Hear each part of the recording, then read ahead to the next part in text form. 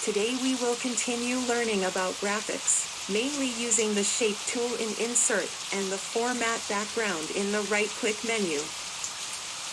When editing shapes, the right-click menu will change to Format Shape, and for pictures, it will be Format Picture. Additionally, there is the Merge Shape tool in the Shape Format tab on the upper right-hand side, which is primarily used for editing shapes, and the Send Backward tool in the Picture Format tab on the upper right-hand side. Apart from these main tools, there are also some other tools in the Format and right-click menus that you can explore gradually.